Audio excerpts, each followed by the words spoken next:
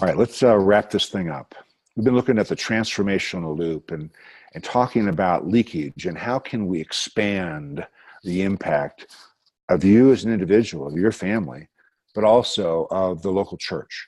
If we can help folks understand more than just tithing out of their checkbook, but taking advantage of the tax system that we enjoy in America and stewarding not just the 9% that's in cash, but the 91% that includes assets, what could happen?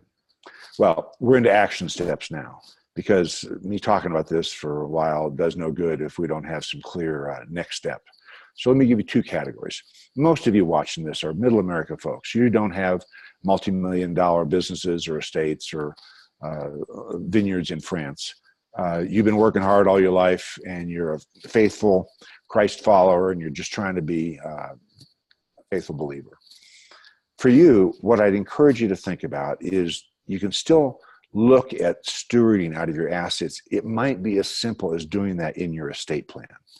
You could do something as simple as giving 10% of your estate when you die, so that the children get the life insurance and all those things. They get 90%, but 10% out of the assets is now going to go to charity.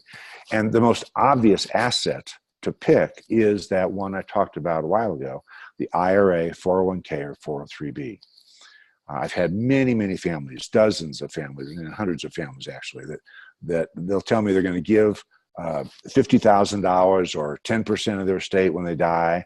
And I say, well, where's it coming from? They said, well, it's coming after we're both gone. I said, do you have an IRA or 401k? They said, yes. I said, well, where's that going to go? Well, that's going to go to our kids.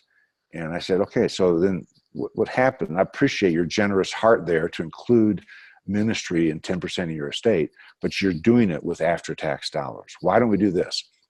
How about if you put in your will that I want to give 10% of my estate to ministry, beginning with whatever is in my IRA or 401k, and changing the beneficiary on that IRA 401k is just really easy. It's a 5-minute process. You would just call up your plan administrator, whether that's Fidelity or Schwab or Edward Jones or Ameriprise or whoever it might be. Call them up and say, I need a beneficiary change form. So they would send that to you, and literally this is about a 5-minute exercise to complete. It starts off with who are you, and kind of confirming who you are and what's your account number and date of birth and all that. Who's your successor beneficiary? Well, that'd be my wife for me. And then who's your contingent beneficiary? If my wife and I are both gone, what happens next? And so that's where you could put a portion or all of your IRA 401k and list that want it to go to these 4 charities, 25% to each one, or however you decide to do it. So it is very simple, but it's a way that everybody can participate in this notion of stewarding the 91%. And now we're not just talking about the wealthy folks in your church. For those of you who do have a more complex situation, you do own a business, you do own a batch of real estate. My counsel to you would be as follows. The first thing I would encourage you to think about is near-term events. Do you think you might sell an appreciated asset in the next 12 to 36 months? And that could be something as simple as Apple stock that you bought in 2002. And if you did, I commend you for that.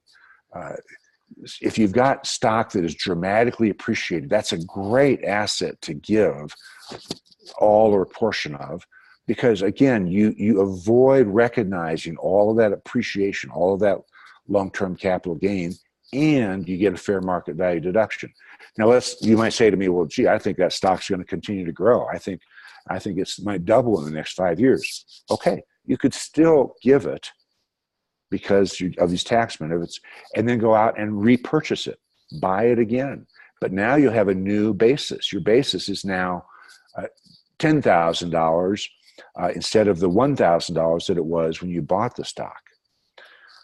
If you're selling a business, or if you're trying to plan to send your business in a succession plan down to your children or your grandchildren, or employees. All of those give opportunities for planning that can reduce or even eliminate the taxes. A few of you, not very many, but some of you have a taxable estate. Your net worth is more than $22 million. And that's a more private conversation, but I would just say in general, there are many things that we can do to reduce or even eliminate the taxes you might be facing. So I would encourage you to, again, hit the pause button. Don't just assume that the 70-page document that came from your attorney is one that matches up with your goals for stewardship. Most likely what you have is a very well done traditional plan that might involve tens of millions of dollars of tax. And so I'd encourage you to take a look at that and see if there aren't things that you could do to reduce or eliminate those taxes. I like to say disinherit the government in favor of children and charity. Well, that's it. I encourage you to check those things out. Feel free to reach out to us if you have questions, and enjoy the 91% and stewarding all of it.